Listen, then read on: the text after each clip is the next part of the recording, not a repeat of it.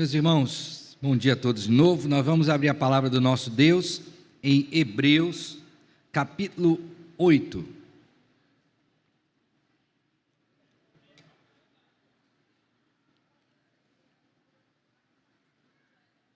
Hebreus, capítulo 8. No último domingo, concluímos o assunto relativo à questão do pecado, da queda do pecado e suas consequências. Hoje nós vamos iniciar um novo capítulo da Confissão de Fé, que é a respeito do pacto, a doutrina do pacto, que é o capítulo de número 7. Pacto de Deus com o homem, tá bom? São 6 sessões. Nosso desejo é tentar chegar pelo menos à 3ª sessão hoje pela manhã, ok? Então nós vamos iniciar fazendo a leitura de Hebreus, capítulo 8. Nós leremos o verso de número 10. Lembremos, irmãos, que quando nós lemos o livro de Hebreus, uma das coisas que precisamos ter em mente é que ele está fazendo uma recapitulação da antiga aliança, particularmente do livro de Levítico, onde havia ali o estabelecimento das ordenanças divinas para guiar o povo do Senhor no que diz respeito a uma vida em santidade, tanto do ponto de vista coletivo, povo como um todo, como também do ponto de vista individual. E ali você tem o estabelecimento de todo esse procedimento que o povo deveria adotar, expressando assim a verdade da graça de Deus na vida de cada um deles. Logicamente que esta compreensão foi dada de modo muito claro pelo Senhor, foi posta em prática, mas as pessoas não entenderam que tudo aquilo convergia finalmente para Cristo Jesus, o mediador do pacto, que é um outro assunto que nós vamos ver na Confissão de Fé. E aí, na medida em que Cristo chega e cumpre a sua obra, aquelas ordenanças antigas já não mais têm valor. Por quê? Porque agora Cristo cumpriu todas elas e ele estabelece coisas novas, com a mesma natureza, é bem verdade, mas diferentes daquelas de outrora. E esse texto de Hebreus, capítulo 8, verso 10, particularmente, traz uma questão central para nós hoje que vamos estudar esse assunto, tá bom? Então, dito isto, vamos acompanhar a leitura que farei de Hebreus 8, verso de número 10, que diz assim: porque esta é a aliança que firmarei com a casa de Israel depois daqueles dias, diz o Senhor, na sua mente imprimirei as minhas leis, também sobre o seu coração as inscreverei, e eu serei o seu Deus, e eles serão o meu povo. Amém. Vamos orar? Graças te damos, Senhor Deus, por nos conceder esta oportunidade tão bendita de estudarmos esse assunto tão importante na vida de cada um de nós, a saber, a doutrina do pacto, da aliança, do testamento firmado pelo Senhor conosco, segundo a tua graça. Ajuda-nos a compreender este assunto e a vermos, ó Deus, as implicações dele na vida de cada um de nós. Tudo isso suplicamos em nome de Cristo, com gratidão e perdão dos nossos pecados. Amém. Amém. Meus irmãos, quando vemos a vida do ser que foi criado à imagem e semelhança de Deus, que é o ser humano, e as relações que nós estabelecemos uns com os outros, eu creio que seja fácil concluir, pelo menos deveria, que nós somos seres pactuais. O ser humano é um ser pactual. Essa não é a sua única característica, mas é uma característica evidente, que nós todos, portanto, temos, visto que fomos criados à imagem e semelhança de Deus, que é um Deus pactual. Como é que a gente pode perceber isso? Nos nossos relacionamentos. Pois à medida em que nos relacionamos uns com os outros, a gente percebe que existem compromissos tácitos nos nossos relacionamentos.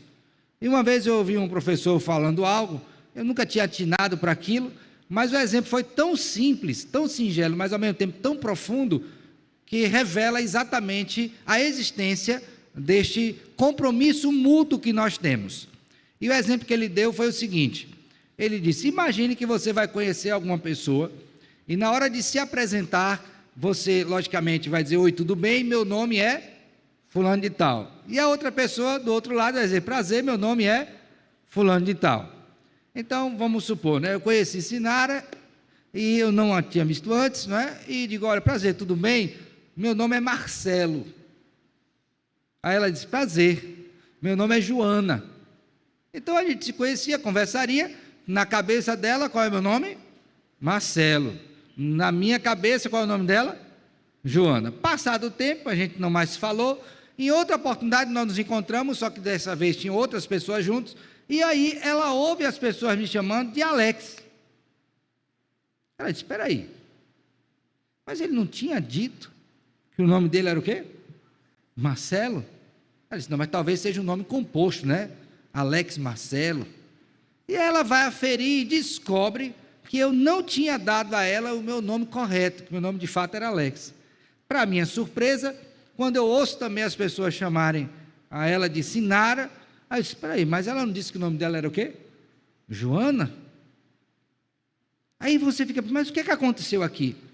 Essa surpresa que nós temos quando descobrimos, no momento em que apertamos a mão e demos o nome, e descobrimos posteriormente que o nome não era aquele, revela um aspecto reservado a nós, seres criados à imagem e semelhança de Deus, que somos seres o quê? Pactuais. Então, até no momento em que eu me apresento com alguém, ali tem uma relação pactual sendo estabelecida, de no mínimo dizer o nome certo. E quando nós não dizemos, como foi o caso do exemplo, a gente vê que houve uma quebra, houve uma ruptura, houve uma mentira. Ela disse alguma coisa a respeito dela e eu sobre mim, que não era verdadeira. E por que eu fiquei sentido?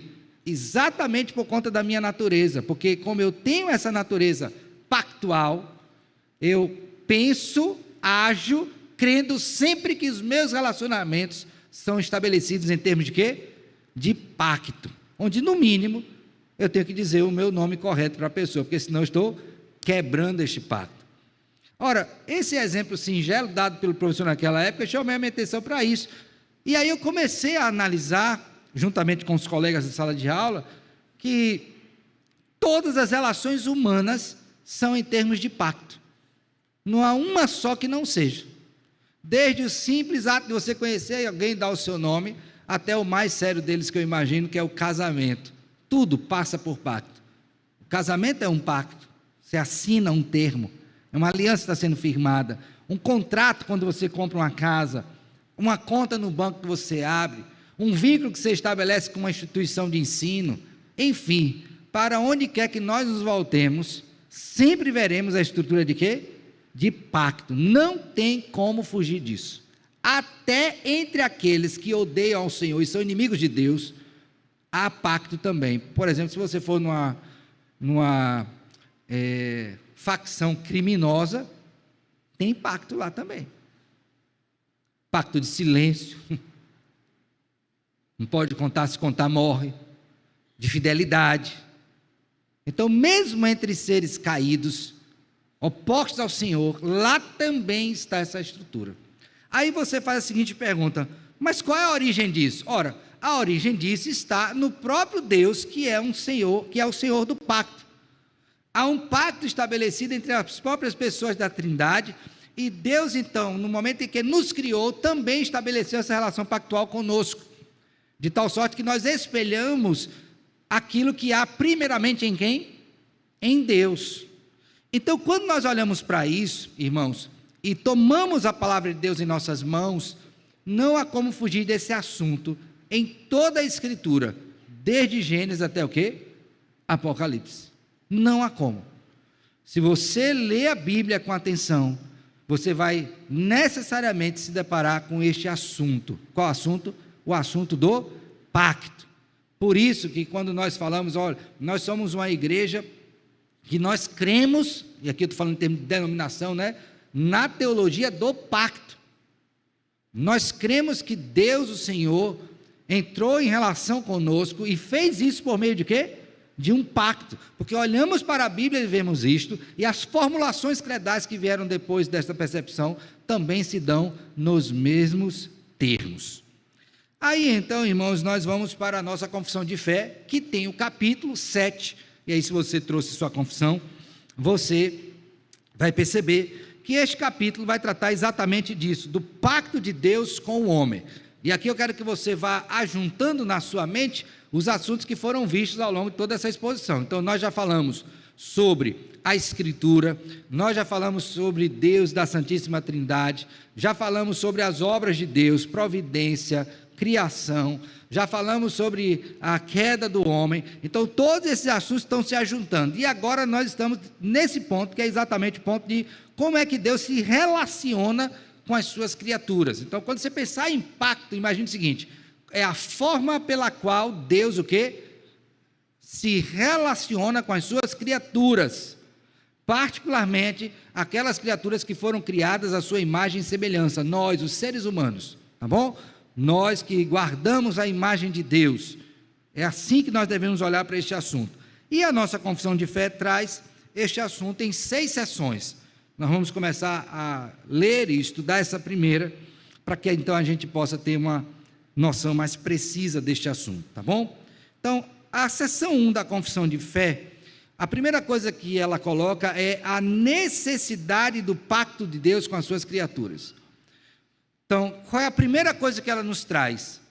Que era necessário, por causa de nós, não de Deus, que Deus entrasse em relação pactual conosco. Ele, como Criador, entrou em relação pactual com as suas o quê? Criaturas. O que é que diz a confissão de fé? Tão grande é a distância entre Deus e a criatura. Então ele parte aqui pressuposto que há uma distância grande entre Deus, o Criador, e as suas o quê? Criaturas. Qual o tamanho dessa distância?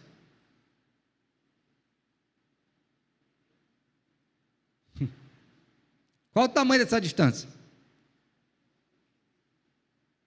Não pense daqui para lá, somente pense de lá para cá. Para Deus vir para cá, não há distância, né? E para nós, é uma distância infinita. Isso quer dizer, irmãos, que se Deus não decidisse entrar em relação pactual conosco, jamais teríamos acesso a Ele. Por quê? Porque era um ser finito como nós, jamais acessaria um ser infinito, impossível. Então havia uma necessidade nossa, não de Deus. Por isso que ele diz: tão grande é a distância entre Deus e a criatura, que embora as criaturas racionais lhe devam obediência como ao seu Criador, nunca poderiam fruir nada dele como bem-aventurança e recompensa. Por favor, abra a sua Bíblia no texto do profeta Isaías, no capítulo de número 57.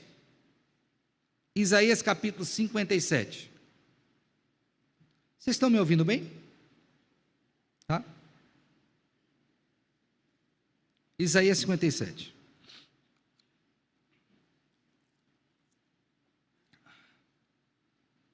Verso 14.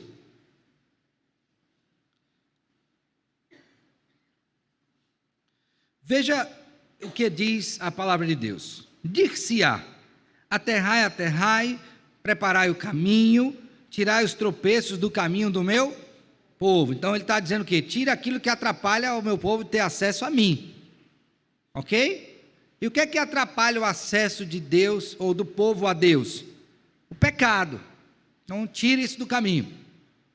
Aí ele faz uma afirmação sobre Deus que nós precisamos refletir, que vai falar sobre a transcendência de Deus. Ou seja, que é humanamente impossível chegar a Deus. Como é que ele diz isso? Porque assim diz o alto, o sublime, que habita o qual tem nome de habito no alto e santo lugar. O homem tem como chegar a esse alto e santo lugar? Não.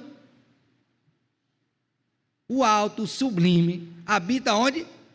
No alto e santo o quê? É um lugar inacessível humanamente falando.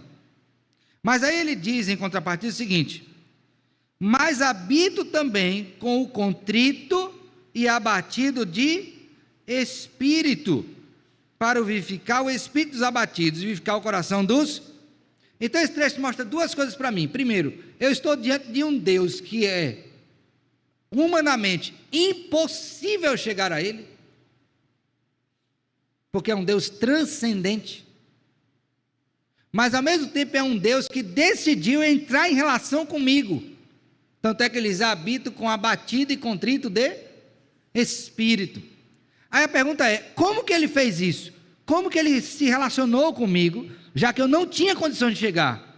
Aí entra a doutrina do pacto, porque ele decidiu entrar em relação comigo, e fez isso por meio de quê? De um pacto, de uma aliança, ou de um testamento. Então Deus decidiu.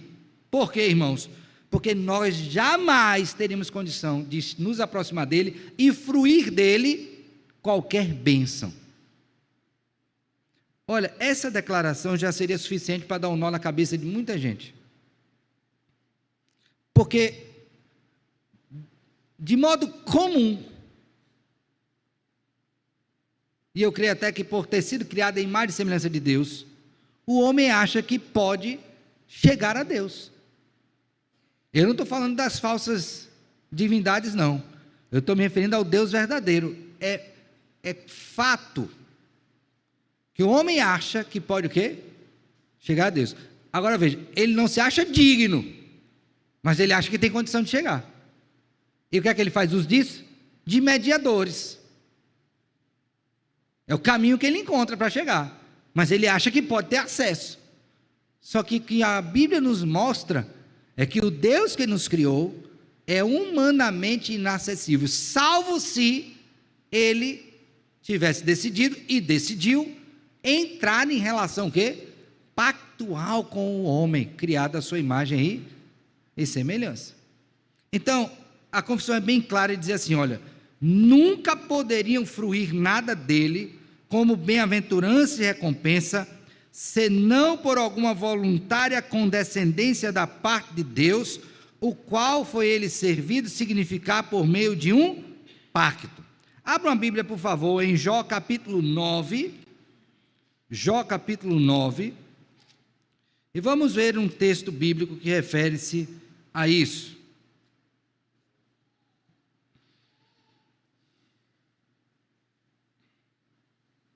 Jó capítulo 9, verso 32 e 33. Abriram?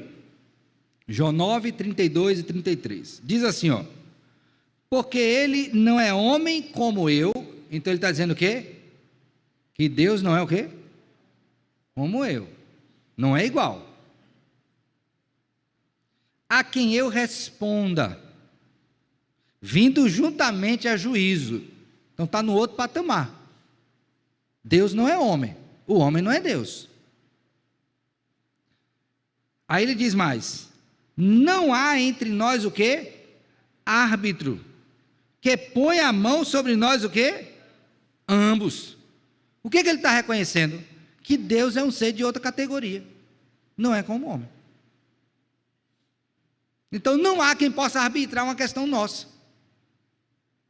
Por quê? Porque ele é Deus, e nós o quê? Homens. Será que essa percepção só está aqui? Vamos agora para o primeiro livro de Samuel, capítulo de número 2. Quando Eli, o sacerdote, vai repreender os seus filhos, ele vai fazer uma colocação nesses mesmos termos, de que há uma diferença entre Deus e os homens, não há como ser da mesma categoria. Verso 22, 1 Samuel 2, 22. Abriram? Diz assim: era porém Eli já muito velho, e ouvia tudo quanto seus filhos faziam a todo Israel, e de como se deitavam com as mulheres que serviam à porta da tenda da congregação, e disse-lhes: por que fazeis tais coisas? Pois de todo este povo ouço constantemente falar do vosso mau procedimento. Não, filhos meus, porque não é boa a fama esta que ouço. Estás fazendo transgredir o povo do Senhor. Agora veja, pecando o homem contra o próximo, Deus lhe será o árbitro. Está vendo? Então, numa demanda entre homem e homem, quem é o árbitro? Deus. E lembre que árbitro está sempre numa posição privilegiada, é superior. Agora ele diz, olha, porém, contra o Senhor, se pecar contra o homem, Deus é o árbitro. Mas se eu pecar contra o Senhor, como é o caso dos filhos de Eli, quem intercederá por ele? Por que ele está dizendo isso?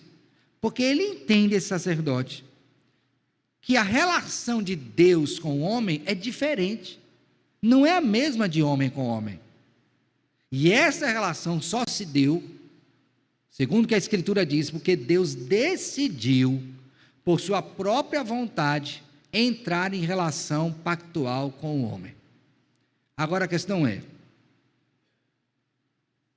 por que Deus fez isso? Porque ele precisava? Não precisava de nada. Perfeito seu ser. Porque nós carecíamos como criaturas criadas. Porque nós tínhamos necessidade, não Deus.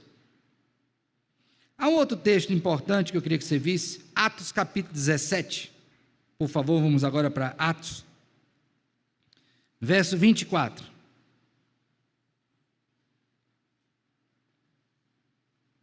Atos 17, 24.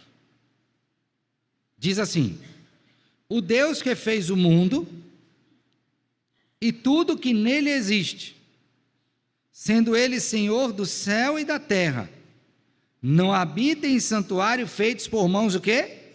Lembra que lá em Isaías nós lemos? Ele habita no alto e sublime lugar. Então, homem não pode fazer casa para Deus habitar.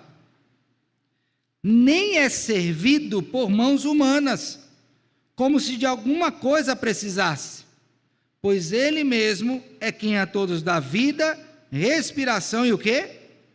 Tudo mais. Entenderam? Então, Deus entrou em relação pactual porque ele precisava de alguma coisa? Não, quem precisava? Nós. Então, foi um ato de condescendência de Deus para com as suas criaturas. Deus não entrou em relação pactual conosco porque ele estivesse carente de alguma coisa, mas porque ele é bom. Está claro isso aqui, irmãos? Vamos ver mais um texto bíblico. Abra sua Bíblia em Lucas capítulo 17. Lucas capítulo 17.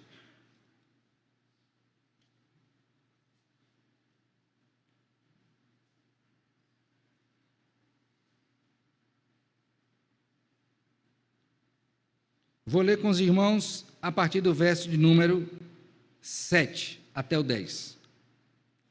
Qual de vós, tendo um servo ocupado na lavoura em qualquer, ou em guardar o gado, lhe dirá quando ele voltar do campo, vem já e põe-te à mesa? E que antes não lhe diga, prepara-me a ceia, se te serve enquanto eu como e bebo, depois comerás tu e beberás. Porventura terá de agradecer ao servo, porque este fez o que havia ordenado? O Senhor vai agradecer ao servo porque fez o que havia ordenado? Qual seria a resposta?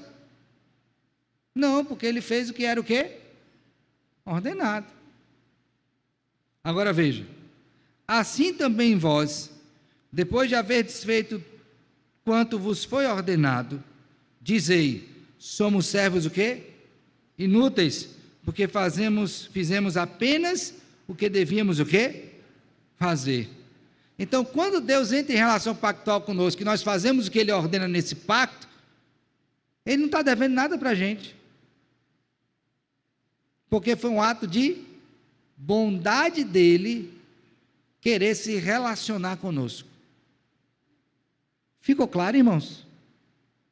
Então, por favor, tirem da cabeça de você aquela ideia de um Deus carente, que se você não fizer, Ele vai ficar triste em casa, não vai vir para a igreja.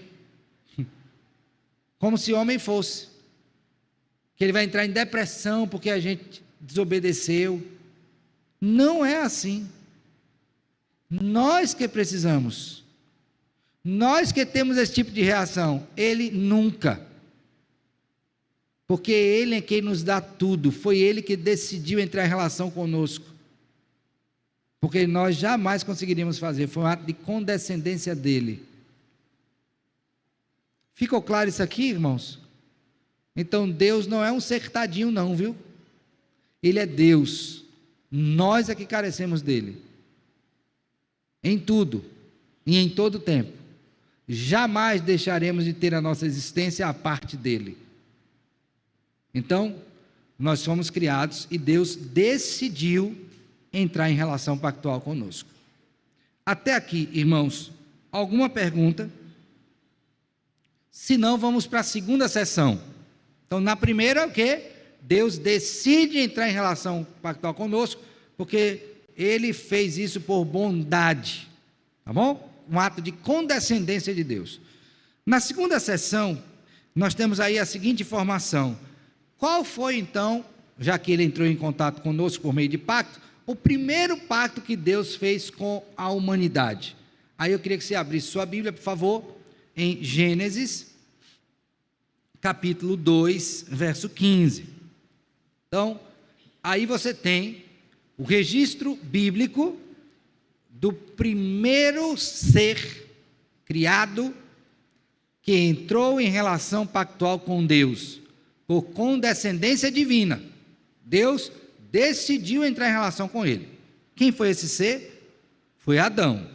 Diz assim o texto bíblico: tomou, pois, o Senhor Deus ao homem e o colocou no jardim do Éden para o cultivar e o guardar. E o Senhor Deus lhe deu esta ordem: de toda a árvore do jardim comerás livremente, mas da árvore do conhecimento do bem e do mal não comerás, porque no dia em que dela comeres, certamente o quê? Morrerás. Então, o primeiro ser humano, criado por Deus, portanto, com o qual ele entrou em relação pactual foi quem? Adão. Por isso que ele é chamado de o primeiro Adão, e também chamado de nosso representante federal. Então, quando Deus estava entrando em relação pactual com ele, Adão estava representando quem? Toda a humanidade que descendeu dele. E lembre que de um só fez Deus toda a raça humana. Ok? Então, quem foi o primeiro homem que entrou em relação pactual com Deus? Adão. Agora, para a gente entender isso, precisamos entender os elementos de um pacto. O pacto é também chamado de uma aliança, tá? Ou no Novo Testamento, de um testamento. Para ter um pacto, primeira coisa, é necessário ter partes, as partes envolvidas. Quem são as partes aqui nesse primeiro pacto? Deus e quem? E Adão. E Adão estava representando quem? Toda a humanidade, mas só tinha ele lá. Deus e ele, as partes. Depois, para se ter um pacto, é necessário ter os termos. Qual era o termo? Não coma desta árvore. Você pode comer de todas, mas dessa aqui não pode comer. Para ter um pacto é necessário ter uma sanção. No dia em que dela comeres, quebrou o pacto, tem sanção. Qual é a sanção? Certamente morrerás. Então, tem partes, tem os termos, tem as sanções. E tem também as promessas, que está aqui embutida na ideia de morte. Em que sentido? Se comer, morre, se não comer, vive. Então, quando Deus fez o pacto com Adão, essas 4 coisas estavam presentes. As partes, Deus e Adão, lembrando que Adão representando a humanidade. Os termos, você vai comer de tudo, mas dessa aqui não pode comer. A sanção, no dia que dela comer, certamente o quê? Vai morrer. Mas ia morrer só Adão? Só Adão que ia morrer? Não. Todos os que nele estavam representados. E tem também a promessa. Qual é a promessa? Se não comer, Cumpriu o pacto, tem vida. Então, quando a gente lê Gênesis 2, 15 a 17, aqui você tem o primeiro momento, a ocasião em que o primeiro pacto foi feito, de Deus com o homem. E foi com quem? Com quem? Com Adão. Nossa confissão de fé vem e diz o seguinte: o primeiro pacto feito com o homem era um pacto de obras. Nesse pacto foi a vida prometida a Adão e nele a sua posteridade, sob a condição de perfeita obediência ao quê? Pessoal. Pastor, o senhor falou que esse foi o primeiro pacto. Foi. Que nome recebe ele? Pacto de obras. Por que pacto de obras? Porque nele havia a necessidade de que Adão fizesse uma obra. Qual era a obra? Qual era a obra que foi requerida dele? Não. Obedecer. A obra de obediência. Se obedecer, vida. Se desobedecer, morte. Obedecer em que sentido? Coma de tudo, mas não pode comer desta árvore. Porque no dia em que dela comeres, ora a ênfase, certamente o quê? Então, para Adão ganhar vida, e nele toda a raça humana, o que é que era necessário, requerido de Adão? Mas uma obediência parcial ou completa? Perfeita ou imperfeita? Perfeita. Então, ouça bem isso. Deus requereu de Adão obediência ao quê? Grave isso. Que tipo de obediência? Perfeita. E se ele tropeçasse em um só aspecto, acabou-se. E no momento que ele caísse, quem cairia junto? Toda a raça humana. Então, se perguntasse para você assim: irmão, irmã, no pacto que Deus fez com Adão, para ele ganhar a vida e não morrer, o que é que era requerido dele? Qual é a resposta que você vai dar? Obediência, tem que botar o qualificador, perfeita. Podia ser qualquer obediência, obedecer 50%, 90%, 99,9999, não. A obediência tem que ser o quê? Perfeita. E por que Deus requereu isso dele? Porque quando Deus criou Adão, ele criou Adão em estado de retidão original, então ele podia obedecer perfeitamente. Então qual foi o primeiro pacto? Pacto de quê? Das obras. O que é que era requerido de Adão? Obediência ao quê? Não pode esquecer o perfeita. Obediência ao quê? Perfeita. Porque ele estava entrando em relação pactual com um Deus que era o quê? Perfeito. Um Deus perfeito não requer coisa pela metade. Ou coisa imperfeita. Deus perfeito sempre quer coisas o quê? Perfeitas. Então o que é que ele requeria de Adão? Obediência perfeita. Se ele obedecesse perfeitamente, qual seria o prêmio? Vida. Que vida? Eterna. E se ele desobedecesse? Morte. Que morte? Eterna. Então o primeiro pacto que Deus fez com a humanidade foi com quem? Adão. Pacto de obras. Por que obras? Porque era requerido de Adão fazer algo. O que é que ele tem que fazer? Obedecer perfeitamente. Agora vamos pensar, tinha pacto aqui? Tinha. Quem eram as partes? Deus e Adão.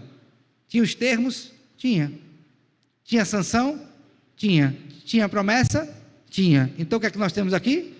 Um pacto. O primeiro pacto. Está claro aqui? Alguma pergunta? Não tem nenhuma pergunta? Você não tem o tempo. Cadê a irmã Ariane? Está aí? Está não, né? E o Daniel? A Ariane está trazendo no ventre 2 filhinhos. No caso, filhas, que ele descobriu que o sexo é feminino, né? Não sabe o nome ainda, mas são 2 meninas.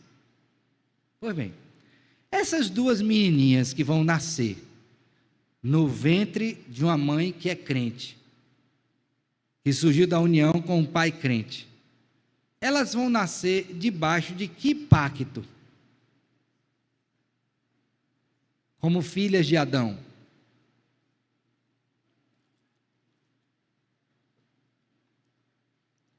Qual pacto? Ela nasce em pecado. Então ela nasceu debaixo de que pacto? Pacto das obras. Eu nasci em pecado, e em pecado me concebeu o quê? Minha mãe. Quem é o primeiro representante desses dois bebês que estão no ventre de Ariane? Adão. Adão conseguiu cumprir o pacto? Então, por serem filhas de Adão, naturalmente elas recebem a herança. Qual é a herança? Da queda. Então elas já nascem com o pacto quebrado. Entenderam? É uma judiação, né? É a verdade. Por quê? Porque como representante de toda a raça, quem veio depois dele já nasce diante de Deus em que pacto? Das obras, já nasce condenado, já nasce morto em delitos e pecados, está debaixo do pacto das obras. E da desobediência e efeitos dela, que Adão cometeu e que vieram sobre toda a humanidade. Vocês entenderam isso? Entendeu, irmã Antônia? Só um instante, irmã. Já te respondo, viu? Diga lá, minha filha. Jéssica. Dá o microfone para Jéssica. Olha, isso intrigou, porque Jéssica nunca perguntou. Aqui, né? Aqui. E pastor, eu estava até respondendo aqui, eu e a irmã Juliana, o pacto das graças. A gente achou que era o pacto das graças, mas o pacto da graça só vem depois, se nós se arrepender, não é isso? Exatamente, eu só vou fruir dele se der essa evidência. Logicamente que como é da graça, depende de Deus também, não é? Então só depois, que é o próximo passo. Mas eu só vou conseguir entender graça se eu entender obra. Vou explicar, vou repetir, vou explicar. Eu só vou conseguir entender graça de Deus se eu entender o quê? Obra humana. Por quê, irmãos? Imagine você chegar para alguém e dizer assim: você precisa ser salvo. Jesus veio para lhe salvar. É uma verdade? É. Mas a pessoa que não sabe que está perdida, morta em seus delitos e pecados, vai entender a necessidade do evangelho se ela não ouviu que ela é pecadora? Aí ela vai dizer assim: salva? Salva de quê? Eu não estou perdida, eu estou viva. Eu procuro me comunicar com Deus, faço minhas orações, não faço mal a ninguém. Então, se a pessoa não souber da necessidade, ela não vai saber do remédio. Então, para eu entender pacto da graça, eu preciso entender antes pacto de quê? Das obras. E no pacto das obras, que Deus fez com Adão, representando a humanidade, todos pecaram. Porque Adão, nosso representante, não conseguiu cumprir o pacto. Por conta disso, ele morreu e nós nele. Então, quando o menininho está no ventre, foi concebido, a Bíblia explica: eu nasci em pecado, e em pecado o quê? Então, todos os seres humanos depois de Adão, já nascem com um pacto quebrado. Porque nascem em Adão. Ok? Clareou? Você explicou no pé do ouvido da irmã Antônia, ela entendeu? Agora entendeu. Obrigado, viu? Intérprete. Entenderam, irmãos? Tem pergunta? Diga, meu irmão. Pastor, bom dia. Bom dia, filho. No conselho da Trindade, o pacto da graça, como Deus é eterno, ele já sabia que o homem, ele ia cair. Então, o pacto da graça, ele foi estabelecido antes do pacto das obras, isso na eternidade. E depois foi aplicado após o pacto das obras. Eu entendo assim. É verdade, mas antes do pacto da graça teve um outro. Porque assim, ó, quando Deus entrou em relação pactual com Adão, ele quebrou, para consertar o erro dele, o pecado, teve que se estabelecer algo na eternidade, com o povo dele, que é o pacto da graça. Mas para que o pacto da graça acontecesse, teve que acontecer um outro pacto antes, que não foi entre os homens. Foi um pacto intratrinitariano chamado Pacto da Redenção, que foi, entre as pessoas da Trindade. Já ouviram falar disso alguma vez? Porque para nós é obra e graça. Obra em Adão, graça em Cristo. Mas para esse pacto da graça chegar aqui em mim, teve que acontecer algo na Trindade, não com os homens, mas no próprio Deus, no conselho da Trindade, que é chamado de pacto de quê? Da redenção. Vou explicar isso. Por isso que eu digo, assentou o pacto das obras? Tem perguntas? Sua fala está certa, tá, irmão? Mas ainda está incompleta por causa dessa informação do pacto da redenção. Vamos recapitular. Pacto das obras. Quais eram as partes? Deus e quem? E Adão. Quais eram os termos? Obedecer. Que tipo de obediência? Perfeita. Pode ser obediência imperfeita? Não.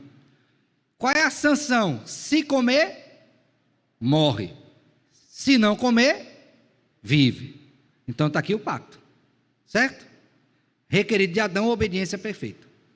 Só que aí o texto nos informa, irmãos, que a coisa não se deu nesses termos.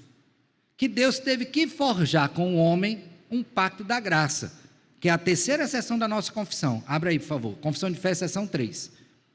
O homem, tendo se tornado pela sua queda incapaz de vida por esse pacto, o Senhor dignou-se de fazer um segundo pacto, geralmente chamado pacto de quê? Da graça. Aí é o que o irmão falou. Como Adão não conseguiu cumprir, Deus fez um segundo pacto. Que nome recebe esse segundo pacto? Que nome recebe? Pacto da graça. Por que da graça? Porque em oposição àquele que era das obras, em que Adão tinha que obedecer perfeitamente, veio o pacto da graça, que não é mais requerido para a salvação, obediência perfeita de Adão. Por que não é requerida dele? Porque ele caiu. E um homem caído não pode jamais obedecer a Deus perfeitamente. Então Deus dignou-se em fazer o quê? Um pacto da graça. Mas veja que esse também é com a humanidade, mas com os eleitos. O pacto da graça não é feito com toda a humanidade. Ele é até anunciado à humanidade, mas diferente do pacto das obras, em que todos estavam representados em Adão, no pacto da graça, alguns, nós sabemos os eleitos, estão representados não mais em Adão, mas em quem agora? Cristo. Então, ouça bem, pacto com Adão, qual é o pacto? Obras. Pacto com os eleitos, como é o nome do pacto? Graça. Aqui quem é o nosso representante? E aqui? Cristo, o mediador da aliança. Mas para chegar aqui, de pacto das obras a pacto da graça, o que teve aqui no meio? Que é o que eu falei agora. Na Trindade, teve um pacto, chamado pacto de quê? Da redenção, que foi forjado com quem? Deus o Pai, Deus o Filho e Deus quem? O Espírito Santo. Agora, vamos lembrar dos elementos do pacto? Um pacto tem que ter partes, tem que ter o contrato, os termos, as sanções, caso erre, fale, e o prêmio. Quais são as partes do pacto da redenção? Deus o Pai entra em relação pactual com Deus o Filho e estabelece o seguinte: nós vamos salvar o nosso povo. Nós vamos fazer um pacto para salvar. Ok? Só que todo pacto tem que ter partes. Quem eram as partes? Deus o Pai, com Deus o quê? O Filho. Qual é o termo do pacto? Para salvar este povo, alguém tem que ir lá. Tem que ser homem e tem que ser Deus para ir lá e fazer uma obra que resolva dois problemas. Vai ter que obedecer o quê? Como era a obediência requerida de Adão? Perfeitamente. Como foi requerido de Adão. Só que o homem não está só com um problema de obediência, ele também está com uma dívida. E vai ter que pagar a dívida. Que tamanho era a dívida? Infinita, porque ele pecou, Adão, contra um Deus infinito. Então qual é o tamanho da dívida? Por isso que nesse contrato entre Deus e o Senhor Jesus Cristo, Deus o Pai e o Filho, o que é que cabia ao Filho? Vir ao mundo, habitar encarnado, obedecer perfeitamente para ter o prêmio, que é vida eterna, e pagar a dívida que Adão contraiu quando pecou. Se Cristo cumprisse isso, salvava os eleitos e concedia a vida eterna. Se ele não cumprisse, o que era impossível,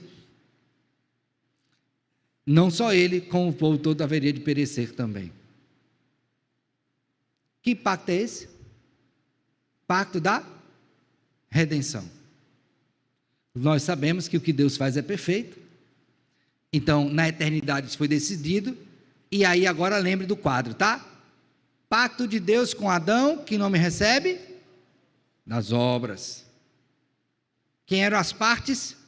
Deus e Adão representando a humanidade. Quais eram os termos? Obedecer. Se falhasse, se cumprisse, vida. Cumpriu? Não. Caindo Adão, caiu toda o quê? A humanidade. Aí Deus propõe o segundo pacto com a humanidade, no caso especificamente os eleitos. Como é o nome do pacto? Da graça. Quem são as partes? Deus, sempre Deus, e o povo eleito. Todo pacto requer obediência. Mas um homem caído não tem como obedecer. Então ele vai ter que crer, naquele que obedeceu. Quem é o que obedeceu? Perfeitamente. Então, no pacto da graça, o que é requerido dos pactuantes? Fé. Fé. Fé para quê? Para crer em quem? Naquele que obedeceu. Entenderam? E qual é o prêmio? Todo aquele que crê será. Quem não crê já está. Viu que mudou o termo? Não é todo aquele que obedecer, é todo aquele que crê. Então, no pacto da graça é exigido o quê? Fé ou obediência? Fé. Então agora quer dizer que uma vez que eu creio, eu não preciso mais obedecer? Não. A obediência não é requerida para salvação, mas ela é requerida para santificação. Então, na nossa confissão, o que é que nós temos? O homem, tendo se tornado pela sua queda incapaz de vida por esse pacto, o Senhor dignou-se de fazer um segundo pacto, geralmente chamado pacto da graça. Nesse pacto, ele oferece livremente aos pecadores a vida e a salvação por Jesus Cristo, exigindo deles a fé. Agora pense comigo, a fé salvadora, a fé salvadora é algo que o homem naturalmente tem ou é um dom de Deus? Dom de Deus. Então a fé não é de todos. Qual é a fé que não é de todos? A fé salvadora. Então nem todo mundo vai crer naquilo que Deus fez por ele, pagando a dívida e cumprindo perfeitamente a lei. Por isso que nem todos estão debaixo do pacto da graça, porque somente os eleitos terão neste mundo fé salvadora. Ninguém mais. Então ele diz assim, olha, é requeridos deles, o que é exigir deles, a fé nele, para que sejam salvos, e prometendo dar a todos os que estão ordenados para a vida, seu Santo Espírito, para dispô-los e habilitá-los o quê? A crer. Então lá na Trindade, ouça bem, viu? Isso aqui é importantíssimo. Lá na Trindade, Deus olha e vê o homem caído em Adão. Como é que eu vou fazer? Vou fazer um pacto da graça com ele. Mas quem vai ser o mediador desse pacto da graça? Cristo. Então lá na Trindade, Deus, na eternidade, entrou em relação pactual, Deus o Pai com Deus o Filho. Você vai descer, cumprir a minha vontade, habitar encarnado, vai obedecer perfeitamente e vai morrer pagando a dívida do povo para salvar esse povo. Aí tem a seguinte questão: quem vai falar a este povo do que eu fiz aqui na eternidade? Quem é que vai comunicar ao povo que eu decidi salvá-lo e já provi o meio? Quem é que vai falar? Aqueles que são enviados por Deus para pregar o quê? O Evangelho.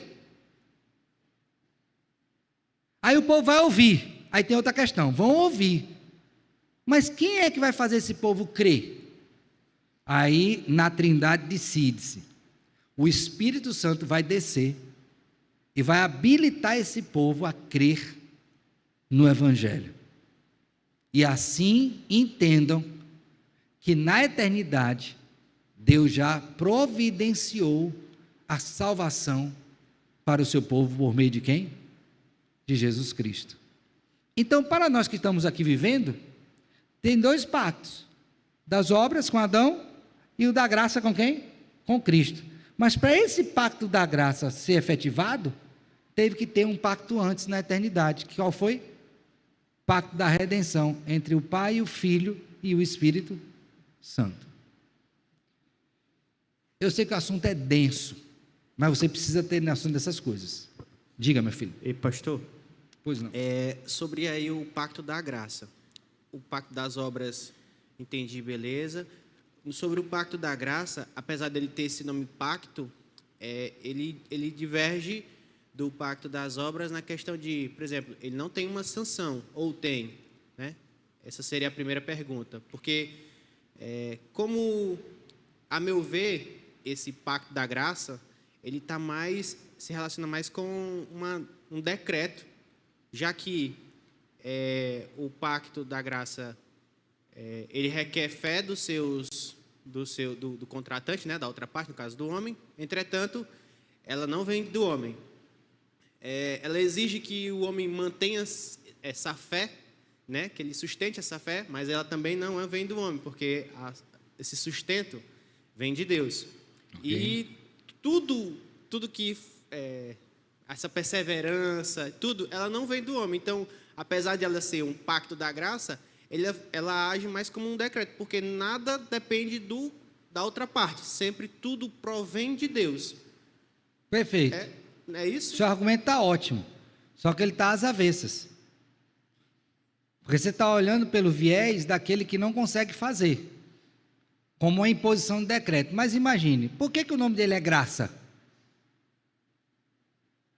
Porque eu não tenho condições de fazer nada do que é exigido, mas tudo que é requerido de mim já me foi dado.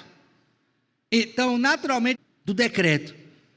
Mas o nome do pacto não é pacto do decreto, é pacto da graça. Ou seja, pecadores que não mereciam nada, a não ser a condenação que adquiriram em Adão, receberam por o quê?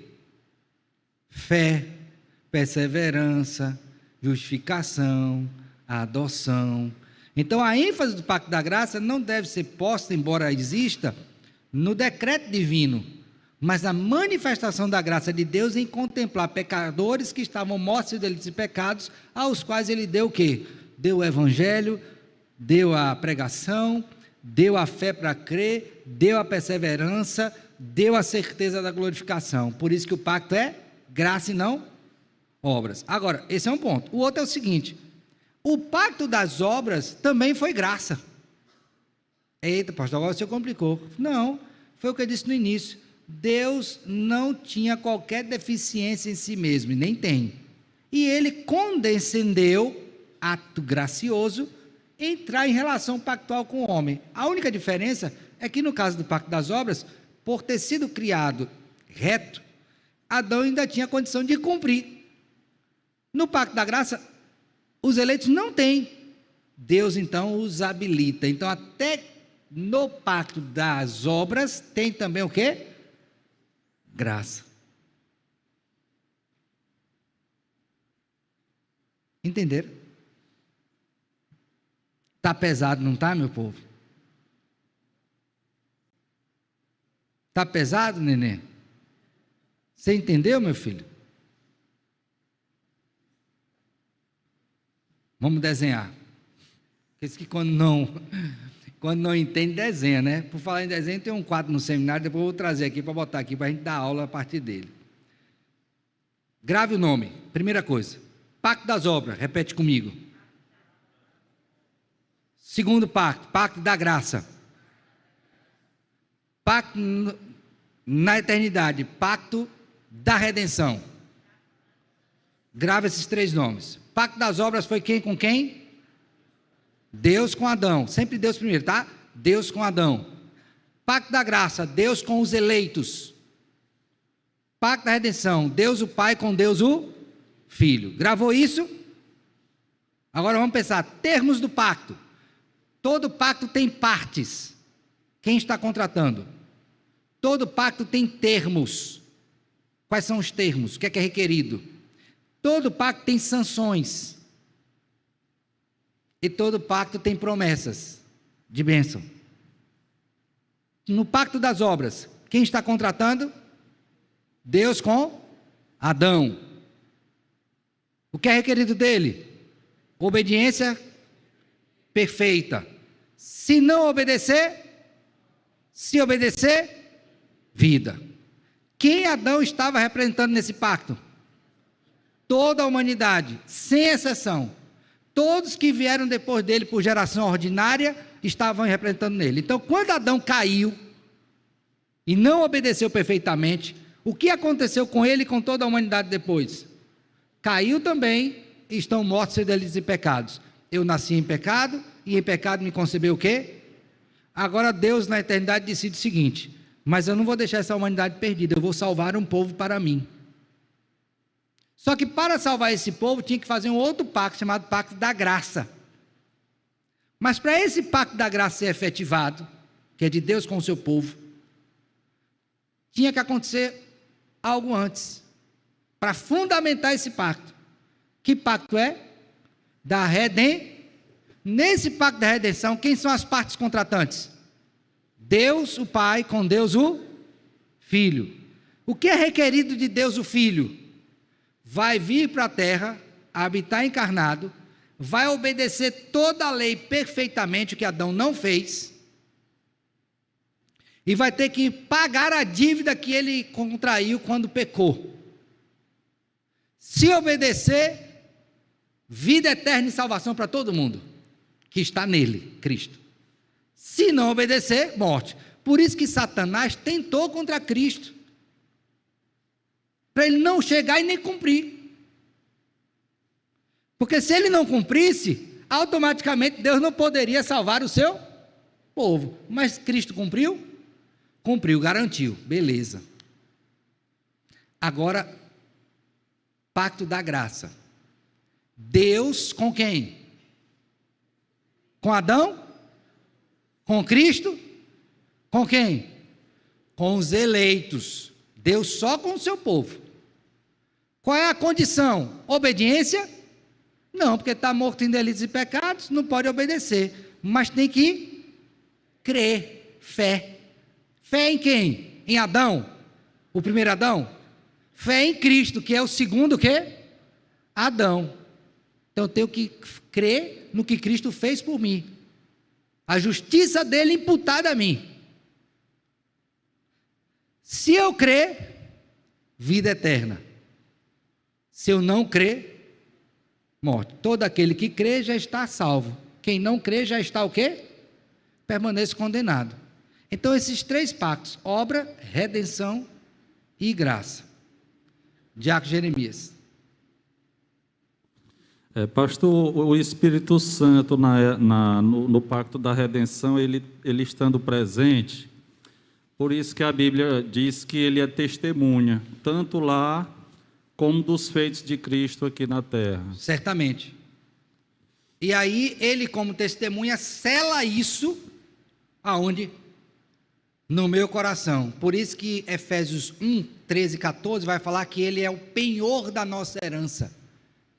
É a garantia, é o garantidor de que aquilo que foi forjado no céu, executado na terra, vai ser aplicado a mim.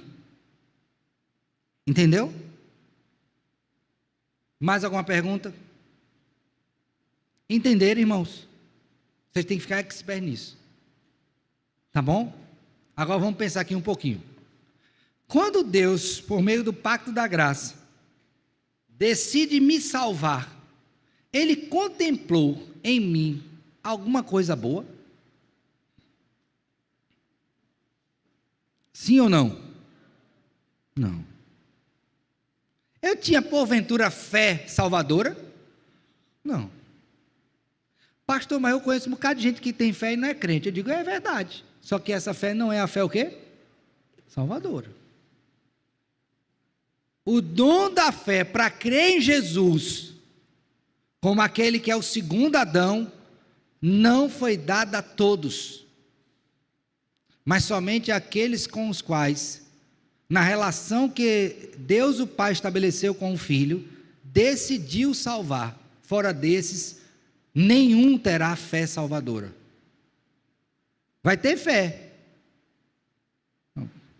mas não é salvadora. Está claro, irmãos? Agora abra sua Bíblia, por favor, em João capítulo 3. Eu estou crendo que vocês estão entendendo, viu?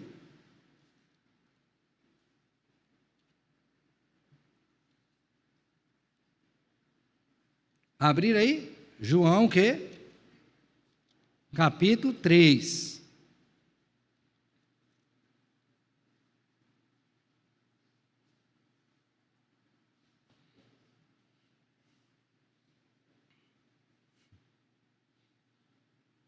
Vou ler a partir do verso de número 13. João 3,13. Abrir aí? Irmã Luzineide, a senhora levantou a mão assim. A senhora queria fazer alguma pergunta ou não? Não, né? Foi há um tempinho atrás, viu? Não foi agora, não.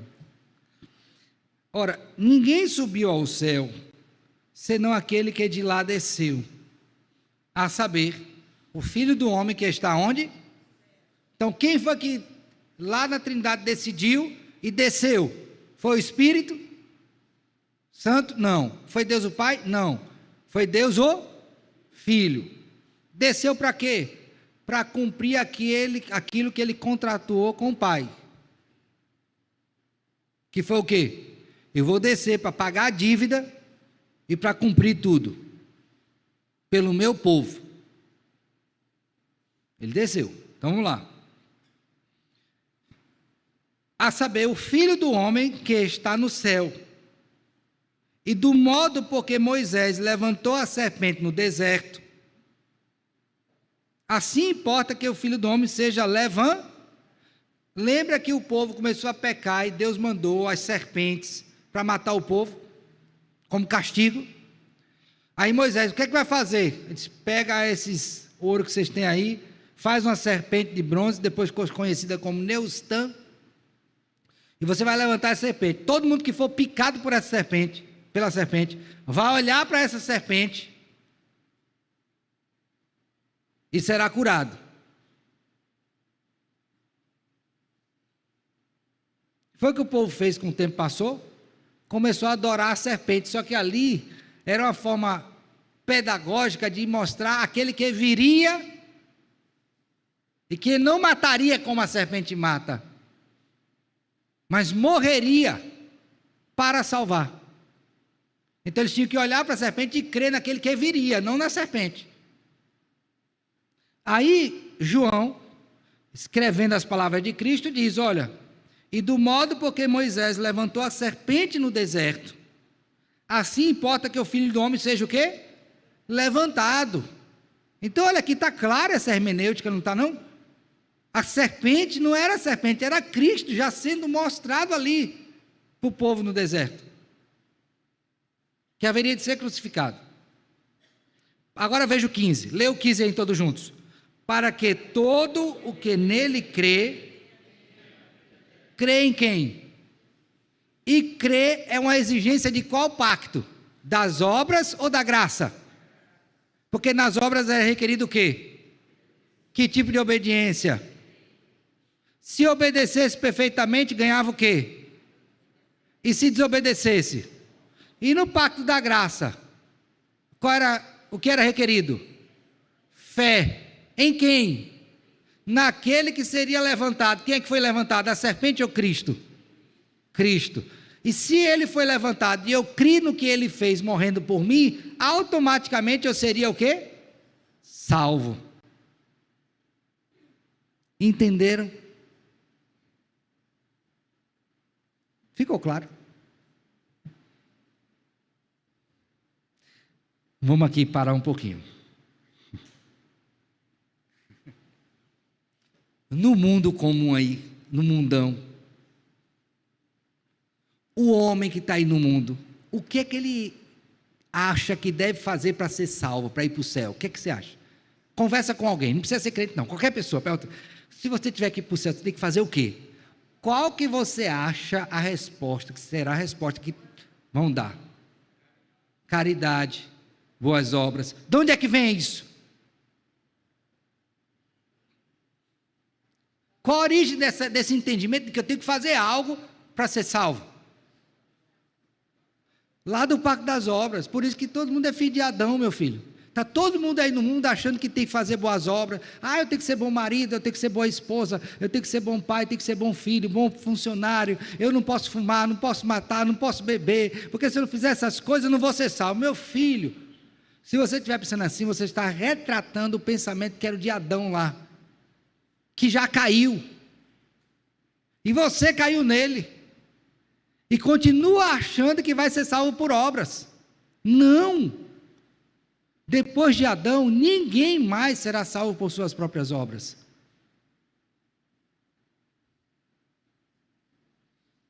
Mas o povo continua achando assim, mesmo depois de mais de 5.000 anos, porque é o mesmo homem.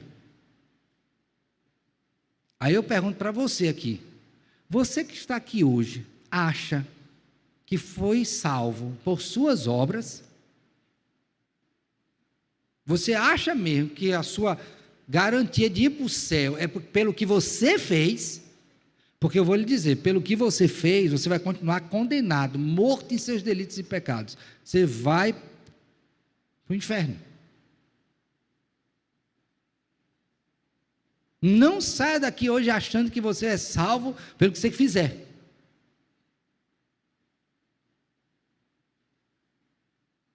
Entenderam, irmãos? Ela entendeu. Entenderam? Agora vamos pensar, vou para aqui. Dos que estão aqui, vocês aqui, e os que estão ouvindo a gente em casa, qual de vocês crê que será salvo e é salvo pelo que Jesus fez somente?